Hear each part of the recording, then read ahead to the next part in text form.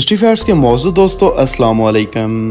नाज़रीन ग्रामी, हज़रत इदरीस अलैहिस्सलाम अल्लाह ताला के मशहूर और बरगज़ीदा नबी गुजरे हैं। हज़रत इदरीस अलैहिस्सलाम का ज़माने नबूवत हज़रत आदम अलैहिस्सलाम और हज़रत नूह अलैहिस्सलाम के दरमियान का है।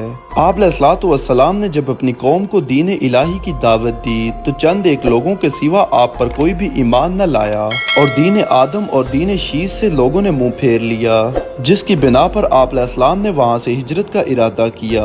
नाज़रीन ग्रामी, इस वीडियो में हम आपको बताएंगे हज़रत इदरीस अलैहिस्सलाम के सबक आमोस वाक़े के बारे में। मौजू के आगाज से पहले आपसे गुजारिश है कि चैनल को सब्सक्राइब कर लें, जबकि वीडियो को आखिर तक जरूर देखें।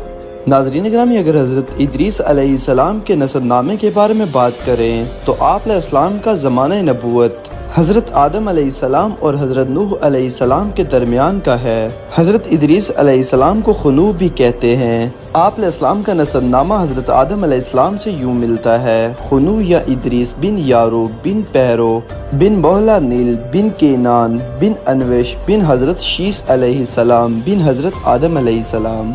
हज़रत इदरीस अलैहिस्सलाम का जिक्र कुरान मजीद के 17वें पारे और 16वें पारे में सूरह मरियम के रुकू नंबर 4 में आया है। इरशाद बारी ताला है, और किताब में इदरीस अलैहिस्सलाम का जिक्र कीजिए, बेशक वो सच्चे थे और नबी थे और हमने उसको बुलंद मर्तबे तक पहुँचाया। हज़रत इदरीस अलैहिस्सलाम जब सन्ने शऊर को पहुँचे तो अल्लाह जल्ल जलालुहू ने उनको नबूवत से सरफराज फरमाया। तब उन्होंने शरीर और मुफसदों को राह हिदायत की तबलीग शुरू की, मगर मुफसदों ने उनकी कोई बात न सुनी और हज़रत आदम अलैहिस्सलाम और हज़रत शीस अलैहिस्सलाम की शरीयत के मुखालिफ रहे, मगर ये कि एक छोटी सी जमात मुशर्रफ बा इस्लाम हो गई। फिर हज़रत इदरीस अलैहिस्सलाम ने वहाँ से हिजरत का इरादा किया और अपने ताबेदारों को भी हिजरत की तलकीन फरमाई। ये बाबल में रहते थे। बाबल दजला और फुरात की नहरों से सरसब्ज और शादाब था। बाबल इराक का मशहूर शहर था जो बाद में फना हो गया। लोगों का जी ना चाहता था कि इस बेहतरीन इलाके को छोड़ कर जाएं, लेकिन हज़रत इदरीस अलैहिस्सलाम ने लोगों को तसल्ली दी कि अल्लाह जल्ल जलालुहू की राह में तकलीफ उठाओ, अल्लाह ताला की रहमत वसी है, इसका नेमुल बदल जरूर अता फरमाएगा। तुम हिम्मत करो, खुदा के हुक्म के सामने सर झुकाओ। जब मुसलमान इस बात पर राजी हो गए तो हज़रत इदरीस अलैहिस्सलाम इन मुसलमानों के साथ मिस्र की जानब रवाना हो गए। मुसलमानों ने रोदन नील की सरजमीन की शादाबी देखी तो बहुत खुश हो गए। फिर हज़रत इदरीस अलैहिस्सलाम ने फरमाया, बाबलियो, ये तुम्हारे बाबल की तरह शादाब मकाम है, कोई बेहतरीन जगह नील के किनारे मुंतखब करके ठहर जाओ। हज़रत इदरीस अलैहिस्सलाम ने खुदा के अहकाम की दावत मिस्र में भी शुरू कर दी और हज़रत इदरीस अलैहिस्सलाम हर किस्म की जुबान भी जानते थे और लोग भी मुख्तलिफ ज़बानों वाले थे। हज़रत इदरीस अलैहिस्सलाम ने दीन इलाही के अलावा सियासत और शहरी की ज़िंदगी के तरीके तालीम फरमाए और हर फ़िरका से तलबा को जमा किया और इनको सियासत और इनके कवायद व उसूल भी सिखाए। जब ये तलबा कामिल माहिरीन बनकर अपने अपने कबाइल की तरफ लौटे तो उन्होंने शहर और बस्तियां आबाद की, दीनी उसूलों पर बसाया और इन शहरों की तादाद कमोबेश 200 के करीब थी और इन तलबा को दूसरे उलूम की भी तालीम दी थी, जिसमें इल्म व हिकमत जैसे उलूम भी शामिल थे और मुख्तलिफ ग्रोहों और उम्मतों के लिए इनके मुनासिब हाल कवानीन व कवायद मुकर्रर फरमाए। तमाम मुल्क को 4 हिस्सों में तकसीम करके हर हिस्से में एक हाकिम मुकर्रर किया, जो इसी हिस्सा की सियासत मलूकियत का जिम्मेदार करार पाया। आप अलैहिस्सलाम ने तमाम हाकिमों से इरशाद फरमाया था कि तमाम कवानीन से मुकद्दम शरीयत का वो कानून रहेगा जिसकी तालीम वही इलाही के जरिए मैंने तुमको दी है। हज़रत इदरीस अलैहिस्सलाम ने इसके अलावा ये भी लोगों को बताया कि खुदा की हस्ती और उसकी तौहीद पर ईमान लाना, सिर्फ खालिक कायनात की इबादत करना, आखिरत के अजाब से खुलासी के लिए आमाल सालेह को तरजीह देना, दुनिया से बेतफाती और तमाम उमूर में अदल व इंसाफ को पेश नज़र रखना, मुकर्ररा तरीके पर इबादत इलाही करना, अयाम बैस के रोज़े रखना, दुश्मनान इस्लाम से जिहाद करना, ज़कात अदा करना, तहारत से रहना, कुत्ते और सुअर से इज्तिनाब करना, हर नशा आवर चीज़ से परहेज करना।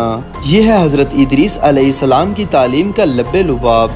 हज़रत इदरीस अलैहिस्सलाम ने अपनी उम्मत को ये भी बताया था कि मेरी तरह इस आलम में दीनी और दुनियावी इस्लाह के लिए बहुत से अम्बिया अलैहिमुस्सलाम तशरीफ़ लाएंगे। तमाम अम्बिया अलैहिस्सलाम बुरी बात से बरी और पाक होंगे, सत्ताइश और फ़ज़ाइल में कामिल होंगे, मुस्तजाबात दावत होंगे اگر حضرت ادریس علیہ الصلوۃ والسلام کے حلیے مبارک کے بارے میں بات کریں تو آپ کا رنگ گندمی تھا، آپ کے کندھے خوبصورت اور چوڑے تھے اور مضبوط ہڈی والے تھے، دبلے پتلے سرمگی چمکدار آنکھیں، گفتگو باوقار، خاموشی پسند، سنجیدہ نظر نیچی، انتہائی فکر و خوض کے عادی، غصے کے وقت سخت غضبناک، باتیں کرتے وقت شہادت کی انگلی سے بار بار اشارہ فرماتے۔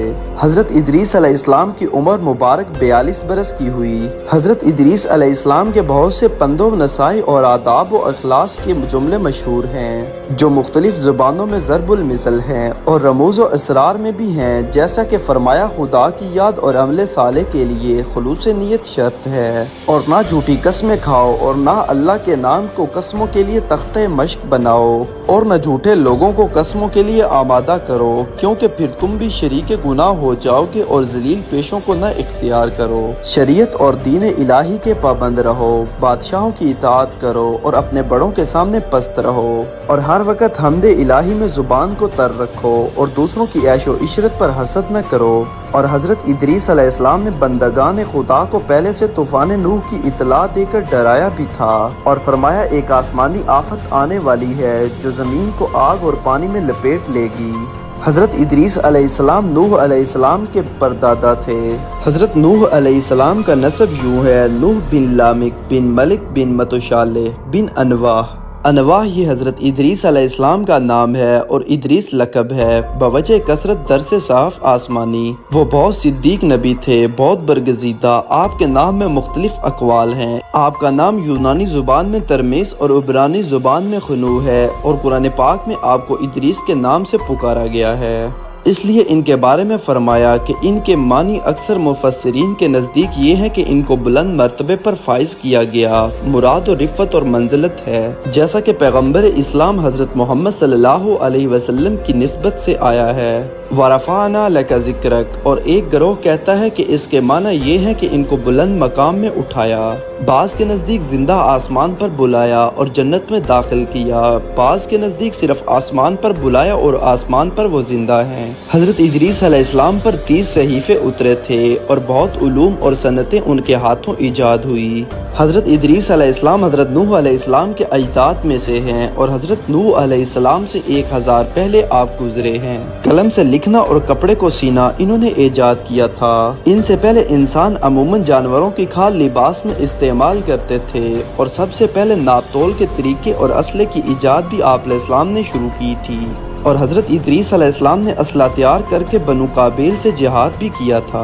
ناظرین گرامی، یہ تھی ہماری آج کی ویڈیو۔ اگر آپ کو ویڈیو اچھی لگی تو اس کو لائک اور شیئر، جبکہ چینل کو سبسکرائب کر دیجیے گا۔ آپ سے جلد ملاقات ہوگی کسی نئی معلوماتی اور تاریخی ویڈیو کے ساتھ۔ اللہ حافظ۔